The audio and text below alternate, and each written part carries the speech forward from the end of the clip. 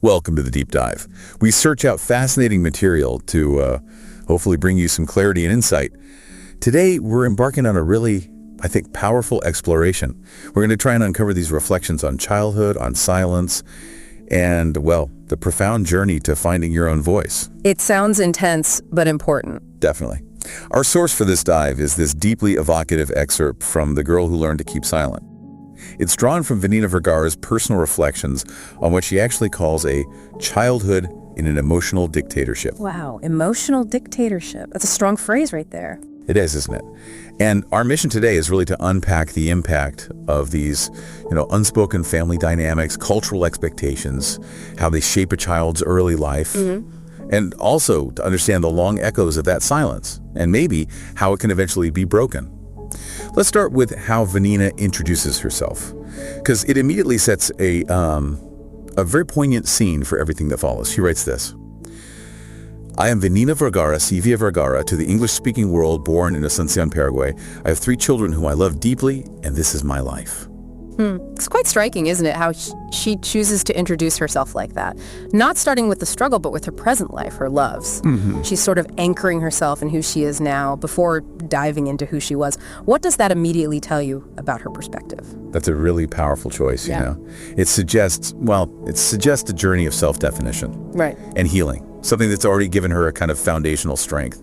By grounding herself in the present, the love for her children, she's creating maybe a safe emotional distance, a place from which she can bravely revisit the past. Makes sense. Yeah, it's almost like a declaration, this is who I've become, and that allows her to look back without being completely consumed by the pain. So you're about to hear reflections, and they touch on these universal themes, family, culture, those silent battles, but from someone who seems to have found a path forward. That makes perfect sense.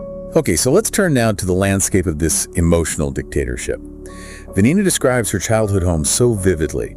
She says it was a household where, and I quote, love was but a distant rumor. Present, yes, though never the protagonist. Wow, distant rumor. Yeah, and she mentions hushed arguments and gestures that spoke far louder than words. That image, this undercurrent of tension, but never really acknowledged openly. She calls it a childhood in an emotional dictatorship. What does that specific term dictatorship imply? Is it more than just general emotional neglect? Is it about explicit control or something sneakier? Control through silence. That's a really crucial distinction, I think. An emotional dictatorship isn't just the absence of clear, loving communication. Often it's an active suppression. Active suppression. How so? Well, it's an environment where certain emotions, certain desires, maybe even certain thoughts are implicitly forbidden. You just know not to go there. Okay. Expressing them carries this high, unstated cost. Maybe disapproval, or being shut out, or just escalating the tension you already feel. So it's control exerted not always through, shouting or obvious force, but through the fear of emotional fallout. Or just by making your own needs feel completely illegitimate. Right. And Vanina's description, her mother as a strong woman worn down by life, her father, a man who never knew how to love without dominating, that paints the picture perfectly, doesn't it? A power imbalance where tenderness just couldn't survive. So what's the impact then? Growing up where these silent rules govern everything, where love is a distant rumor, and these unspoken tensions are just always there? Well, children in those situations often become incredibly skilled at reading the room. Yeah. It's a survival mechanism, really. Hypervigilance. Yeah. Yeah. Every subtle glance, every tiny shift in tone, every hushed word becomes a vital clue. They're constantly scanning, anticipating, always on edge. Because that's where the real signals are, not in what's actually said. Exactly. That's where the danger or safety signals lie, in the emotional undertow, not the explicit words. And it's just an exhausting way to exist. It leaves very little mental or emotional space for their own growth, their own feelings. And it sounds like Vanina didn't just survive this, she took on a very specific role within it. She says she became a caregiving daughter, basically from the moment she learned to walk, responsible for doing things properly, for never being a nuisance, for smiling even when her stomach knotted with fear. The good girl. Precisely.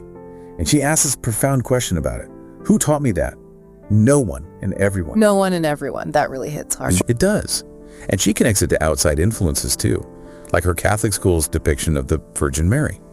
Obedient, silent, sacrificial. Yeah. And this observation that just cuts deep. I never once saw a woman at the altar raising her own voice, nor in my home, It's like the whole world, inside and out, was conspiring to reinforce this silent, compliant role. And then this really shocking realization about her physical self. As a child, I could not understand why I was so often ill. Today, I know it was my body crying out the words I could not utter. Yes. The body keeping score. What is that mechanism? When the body cries out what the voice can't, is there a common thread there, how suppressed emotions show up physically? Absolutely. Her body's reaction, crying out the words, it just vividly illustrates how deep that suppression goes, how it can manifest somatically. It's a powerful reminder, isn't it, that our physical health often keeps the score of our unacknowledged emotional stuff. When a child or even an adult lives in a place where expressing fear or anger or even just simple needs feels unsafe or forbidden, those emotions don't just disappear. Right, they have to go somewhere. They get internalized. And that often leads to chronic physical symptoms. Stomach problems are classic. Headaches, just feeling unwell all the time. The body becomes the messenger when the voice is silenced. And the irony, is that this often creates adults who are incredibly empathetic, super attuned to others' needs, but they struggle profoundly to even know, let alone articulate their own needs. They feel massive guilt if they even try. That connects to the cultural context she brings in too, which feels so important here. Vanina explicitly states, Paraguayan culture, so proud of the traditional family, insists that a woman's duty is to care. Care for everyone else, father, mother, siblings, later the husband. Right, the prescribed role. And then she asks, and for oneself. That was selfishness. I grew up believing it a sin to wish for freedom, to wish to speak, to wish to choose, believing it's a sin to want freedom or choice. That's not just external pressure, is it? That's deeply internalized. How does that kind of internal censorship mess with your identity, your self-worth? Oh, profoundly. It creates this internal conflict that feels almost impossible to resolve. And if we zoom out a bit, this isn't unique to Paraguayan culture, right? No, probably not. Many societies, historically and even now, place immense pressure, particularly on women, to prioritize everyone else's needs, put yourself last. When that cultural narrative merges with a family's own emotional dictatorship, it becomes incredibly potent. It's like a double bind. Yeah, I can see that. So the individual doesn't just face potential disapproval from the outside if they focus on themselves.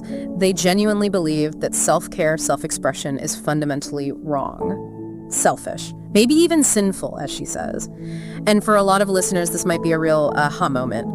Recognizing those subtle messages maybe they received, be good, don't rock the boat, family first. And seeing how over time that can really erode your sense of self, your right to have your own voice. It makes asking for what you need feel like a betrayal. A betrayal of your upbringing, your community. Exactly. It's a huge internal barrier to just being authentically yourself.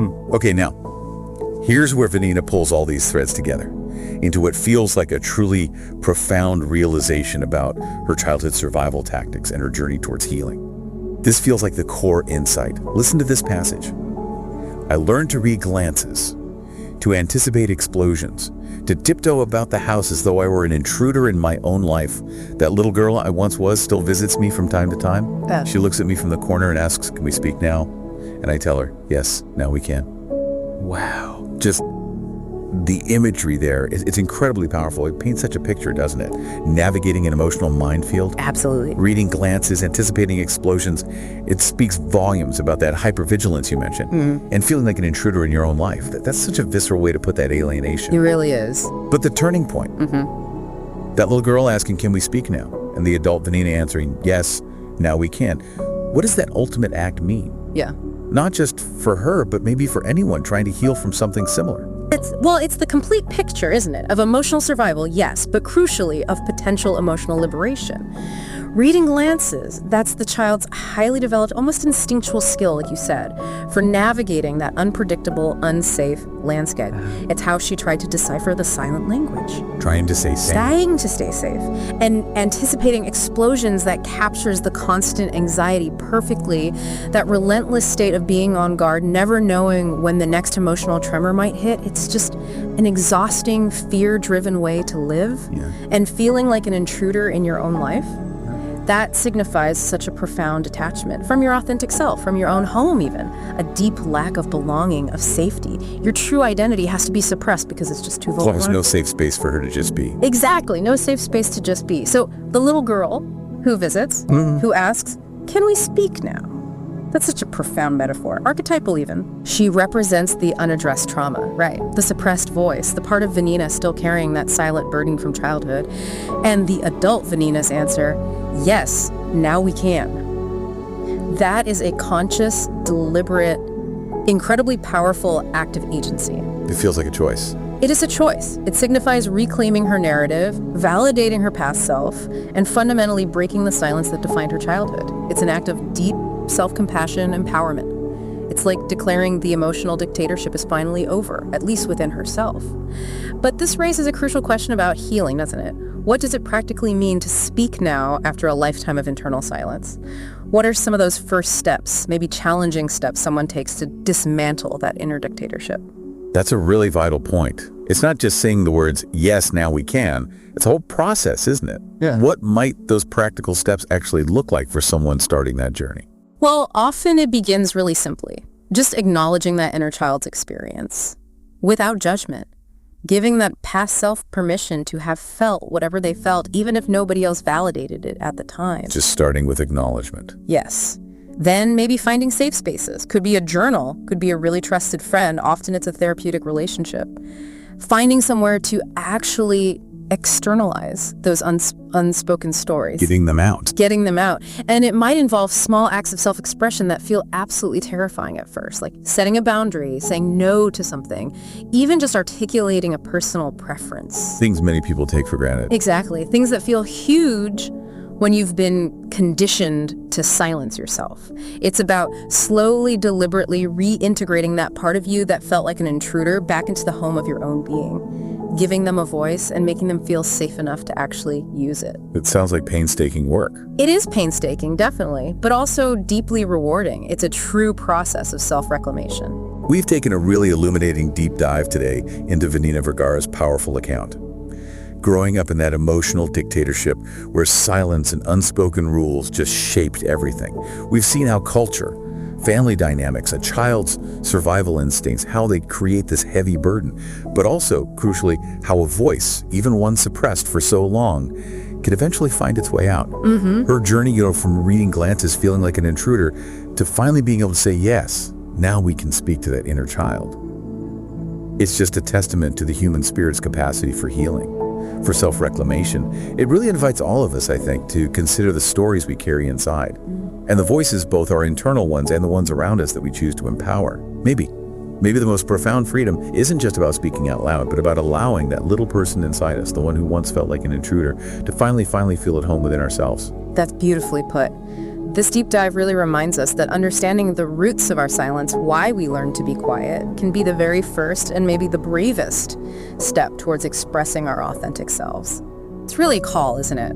To listen to those subtle whispers from our past, those parts of us still waiting, and to finally give them the stage they deserve right here in the present. Thank you so much for joining us on this incredibly moving exploration today. Vanina Vergara reads letters sent to mailto.vergaravanina@yahoo.com.